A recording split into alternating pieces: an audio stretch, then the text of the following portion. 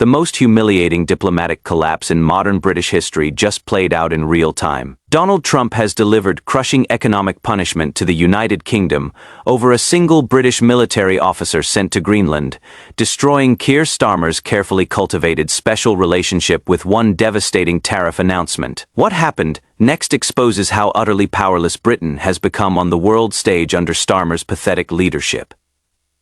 This isn't just about trade disputes or economic policy disagreements. This is about the complete annihilation of Britain's global influence and the spectacular failure of a prime minister who thought he could charm his way into Trump's good graces through what critics are now calling sycophantic fawning. The crisis that destroyed decades of diplomatic tradition began with the smallest possible provocation.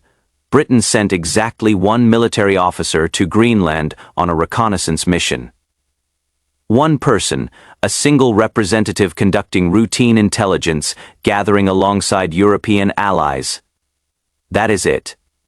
No invasion force, no territorial claims, no aggressive military deployment, just one British soldier doing standard NATO coordination work.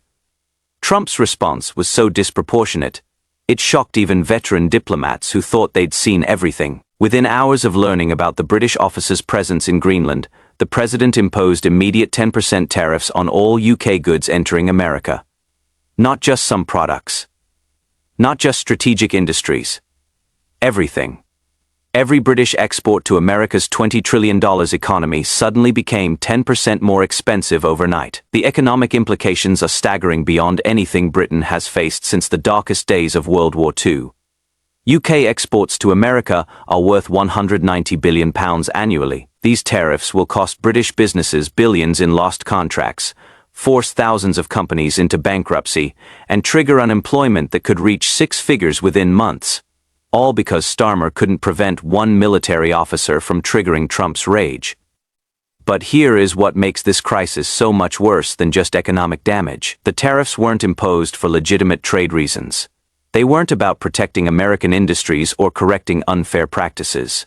Trump explicitly stated they were punishment for Britain's involvement in Greenland operations. He turned economic policy into a geopolitical weapon aimed directly at punishing allies who refused to support his territorial ambitions. The president's statement was chilling in its directness.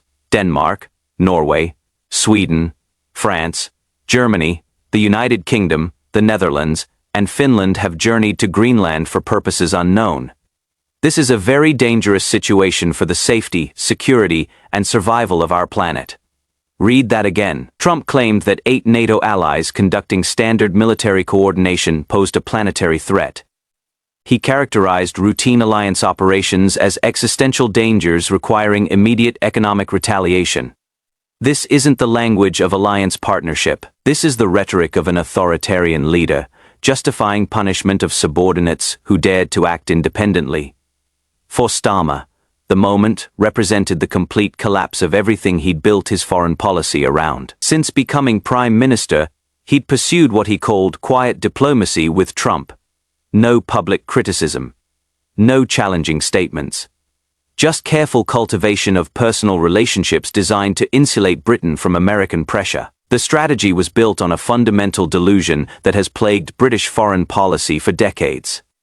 The belief that the special relationship with America provides protection rather than just creating dependency. Starmer genuinely seemed to believe that his diplomatic charm offensive would earn Britain special consideration when conflicts arose. Instead, he discovered what every previous British leader should have learned.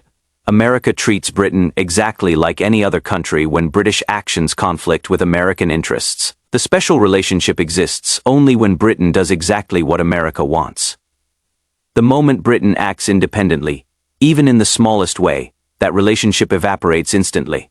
Starmer's public response revealed the depth of his humiliation and confusion. After months of avoiding any criticism of Trump, he was forced into his sharpest public rebuke yet, which amounted to diplomatic language so mild it bordered on pathetic. "Our position on Greenland is very clear," Starmer declared, sounding like a middle manager explaining company policy. "It is part of the Kingdom of Denmark and its future is a matter for the Greenlanders and the Danes. Applying tariffs on allies for pursuing the collective security of NATO allies is completely wrong. That is it. That is Britain's response to the most aggressive economic attack by an ally in modern history. Not threats of retaliation, not coordination with European partners. Not even strong condemnation, just a polite statement that tariffs are completely wrong wrapped in diplomatic language designed not to offend the man-destroying British industry.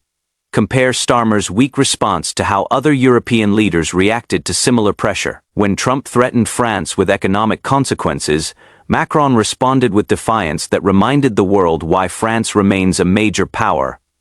When he pressured Germany, Scholz coordinated with EU partners to prepare massive retaliation that would devastate American agriculture. But when Trump targeted Britain, Starmer offered diplomatic complaints and promises to pursue this directly with the US administration. While European leaders prepare economic warfare, Britain prepares polite conversations.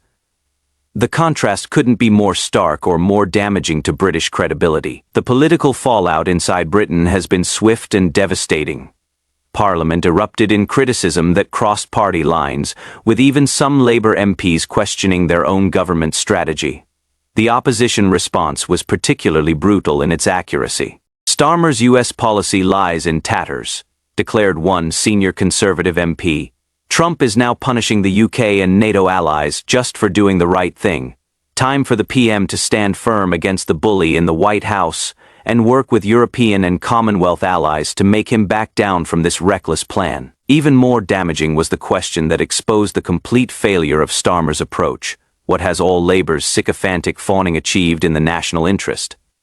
The answer is obvious and humiliating: absolutely nothing. Months of diplomatic submission earned Britain no protection whatsoever when the test came. The economic consequences are already materializing with devastating speed.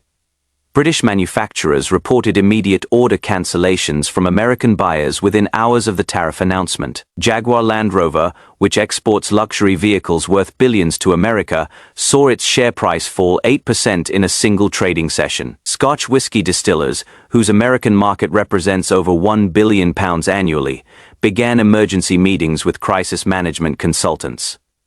But the damage extends far beyond individual companies. Britain's post-Brexit economic strategy depended heavily on expanding trade relationships with non-European partners, especially America.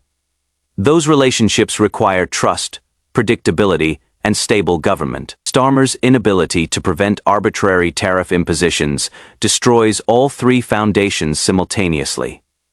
International investors now see Britain as a country whose economy can be held hostage by foreign leaders whenever they disagree with British foreign policy. That perception will raise borrowing costs, reduce investment flows, and undermine economic growth for years to come.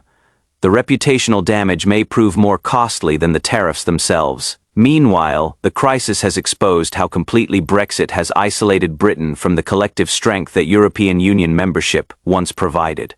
When Trump targeted EU members, they could coordinate responses and share economic pain. But Britain, having severed its closest economic partnerships, faces American pressure essentially alone. The irony is bitter and obvious. Brexit was supposed to liberate Britain from European constraints and enable independent global leadership. Instead, it left the country vulnerable to exactly the kind of great power pressure that EU membership was designed to resist. Starmer's weakness has turned Brexit's promise of sovereignty into a demonstration of dependency. European leaders are watching Britain's humiliation with a mixture of concern and calculation. They understand that if America can impose arbitrary tariffs on its closest ally over minor disagreements, no European country is safe from similar pressure. But they also recognize that Britain's isolation creates opportunities for them to step into leadership roles that London can no longer fill. France, in particular, is positioning itself as the leader of European resistance to American economic bullying. Macron's defiant response to Trump's threats contrasts sharply with Starmer's submission, reinforcing Paris's claim to continental leadership. Germany is coordinating with EU partners on retaliation measures that could inflict serious pain on American exporters.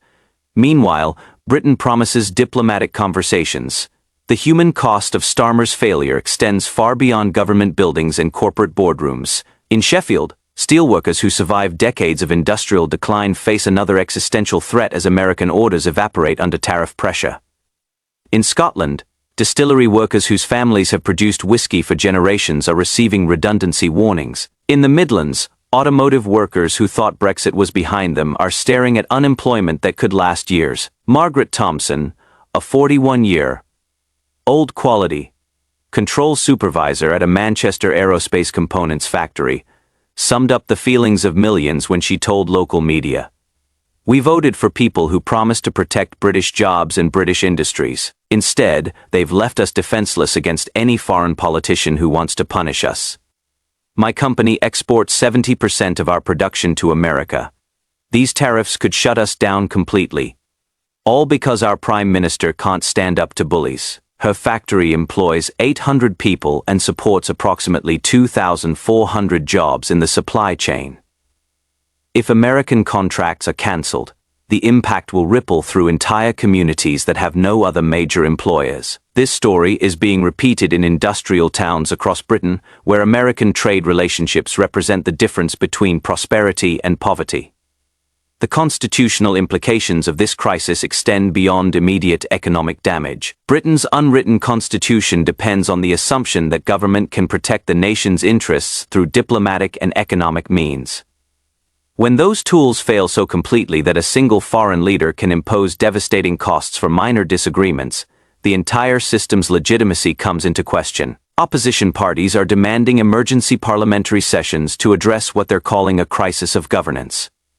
Some MPs are discussing confidence motions that could bring down Starmer's government if enough Labour members conclude that his foreign policy incompetence has become a national security threat. The precedent this crisis establishes is dangerous for Britain's future. If Trump can impose arbitrary economic punishment for minor disagreements over Greenland, what prevents similar retaliation over other issues? British support for Ukraine, trade relationships with China, environmental policies, financial regulations. Any area where British and American interests diverge could become grounds for economic warfare. The message Trump has sent is clear and terrifying. Britain's economy exists at American sufferance. Any independent action that displeases Washington will result in immediate economic consequences that British leaders are apparently powerless to prevent or counter. This isn't alliance partnership, this is economic subjugation. What makes Starmer's failure even more pathetic is that the crisis was entirely predictable. Trump's territorial ambitions regarding Greenland have been obvious for months. His willingness to use economic pressure to achieve political goals is well documented. Any competent foreign policy team would have anticipated conflicts and prepared accordingly. Instead, Starmer's government convinced itself that diplomatic charm would provide immunity from American pressure. They believed avoiding criticism of Trump would earn Britain special treatment when conflicts arose. This fundamental misunderstanding of power has left Britain exposed and humiliated. The contrast with how other Democratic leaders handled Trump's pressure could not be more stark. When he threatened Canada with tariffs, Trudeau prepared immediate retaliation targeting American agriculture. When he pressured Mexico over immigration, El Pez Obrador coordinated with regional partners. Even smaller European nations like Denmark have shown more spine than Britain's leadership. The path forward for Britain now requires either dramatic change in Starmer's approach or new leadership altogether. Continuing with diplomatic submission will only invite further humiliation and economic punishment. But developing backbone to resist American pressure requires admitting that the special relationship was always more mythology than reality. For the British people watching their economy held hostage by foreign whims, the lesson is clear. They elected a government that promised strength and delivered weakness, that promised protection and delivered vulnerability, that promised sovereignty and delivered subjugation. The Greenland crisis has revealed Starmer's foreign policy for what it truly is, a catastrophic failure that has left Britain weaker, poorer, and more isolated than at any point since the Suez debacle of 1956. Trump's crushing tariffs didn't just punish British trade, they crushed the illusion that Britain still matters on the world stage under leaders who mistake weakness for wisdom and submission for strategy. The special relationship is dead, killed by a prime minister who never understood that respect must be earned through strength, not begged for through flattery. Britain deserves better than Starmer's pathetic leadership. The question is whether the country will demand it before the damage becomes irreversible.